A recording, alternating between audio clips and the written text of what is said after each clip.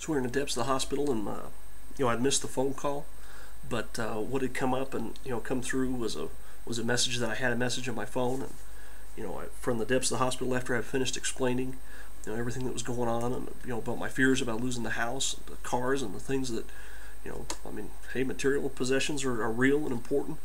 You work for them, and all that stuff was in jeopardy. And my phone had beeped, and it was there was a message on it. I missed the phone call from my employer, and he said, "I'm sorry, we can't carry any longer." Fortunately, my insurance was through my wife. She's an RN, and pretty good insurance there. Fortunately, my insurance was through there. They had called, and they let me go.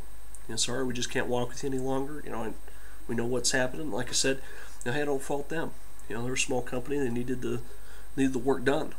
But but here I was. Now I'm facing a mystery illness. We're still recovering from the business loss. I'd go on to lose both of my vehicles. I had to go back to the bank. The house was in question, and we still haven't financially recovered. But we moved on from there. Within the coming months, the diagnosis would change from from a reactive arthritis to rheumatoid arthritis.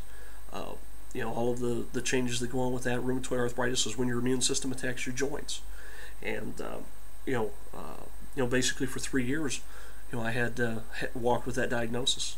If you notice, in some of the review videos I've done where I'm pointing to things, if you notice Pappy's fingers, they're a little bit twisted. I don't know if you can see it here. They kind of roll this way, and they actually roll over. So when you see that, hey, that's what that's about. That's scars left over from this.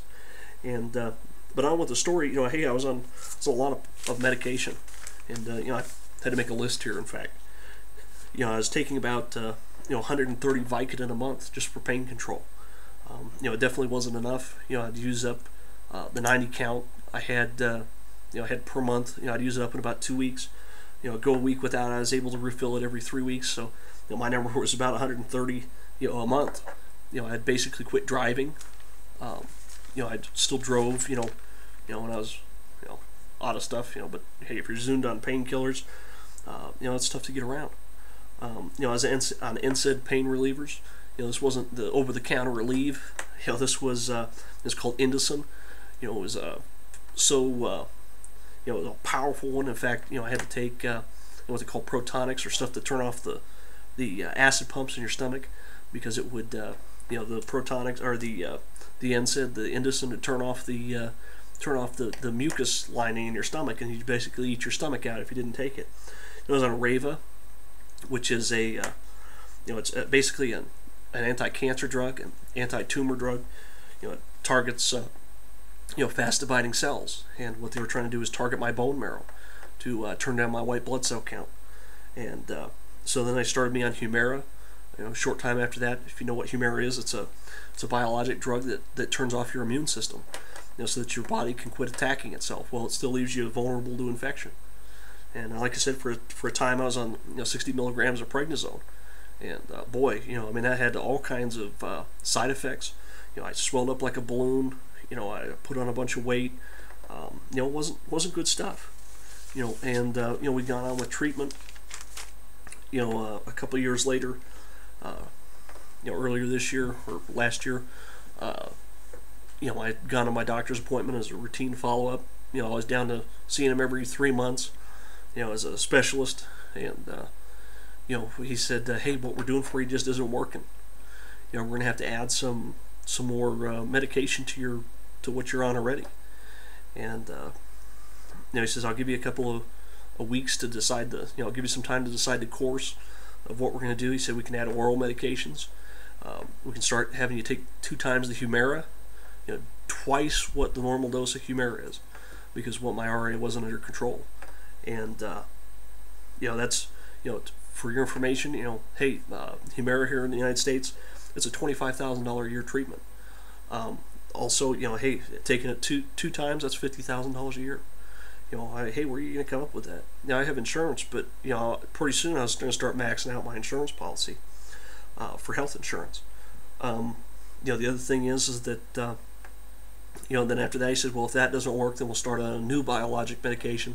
Basically you have to go in for, for an infusion, through IV. It's kind of like having chemotherapy. It's not chemotherapy. It's another biologic. He said if, talking around with the different people, I've always been, involved in forums and things to learn about, what I was into. One of the things they said was, hey, one of the things that's going to happen is you'll have 2 life-threatening infections a year that will hospitalize you, and if you get sick, get to the doctor in a hurry. And so that was the prognosis. I mean, the prognosis for RA patients, is this: you're going to be in pain every day, and your joints will become more and more twisted every day until the day that you die. And that was my only prognosis. And the only hope was all these medications were there not to stop or to cure the RA, but to slow it down. And the longer we can keep you, looking normal, functional, that's good.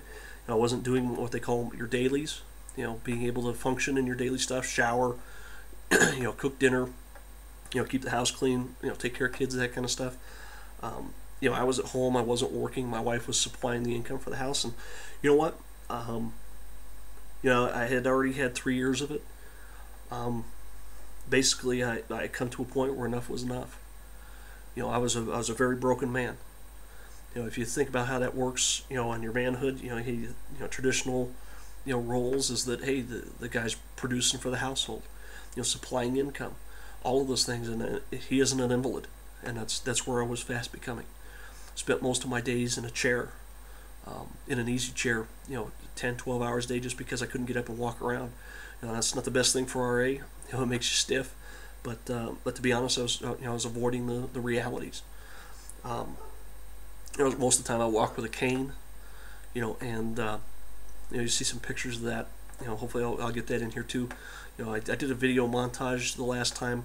I'm not going to include that in here because it got the video banned in a couple countries. But if you want it, I can contact me directly at CPAP Choice at AOL.com. Hey, I'll make sure you get that in your hands. It's going to make a lot of sense after you see the video. All of the pictures that are in it and things like that. After that doctor's appointment, I waited about 4 weeks to contact him back. Just to tell him what course to go, and give me some time. I took all the time. I was pretty down about it. Didn't want to make a decision. At that point, I'm not going to lie to you. I mean, this is exactly, this is the whole story. And hey, I'm not going to make stuff up. I'm not going to omit stuff out. Early on in this disease, when it started, I have a really good friend. Hey, I'm a Christian man. This is a friend that I've had for almost 20 years. And I saw him walk into church one day. I looked at him. I just knew down inside. I said, "You and I are gonna be friends." And we have a kind of relationship that hey, when something's going on in our lives, we don't. It's not just that we call each other and lean on each other. It's that before we even talk to each other, we know that something's happening, and that we gotta pray for that person, and then call them and see really what's happening with them. I mean, that's just this is the strongest relationship I've ever had with another human being. That's all honesty. And he called me up one day. And he says, "Brian, I don't know what's going on, but here's, I was praying for you, and the Lord told me 2 things. He says, number one, he says He's got you right where He wants you. That's hard to take. This is early on in the disease. That's hard to take. I'd go through 3 years before I'd, find any answers about that. The other thing was, he said, hey, I feel like the Lord will heal you. Not just will, but I think He's told me that He says He's going to. So I took that, I put it on the shelf. Like I said, man, I had 3 years of disease in front of me. In front of me to go yet. So when I actually, when I had got released from my position, I knew the CEO of the company, and went there to collect some tools and say goodbye to the guys and that kind of stuff.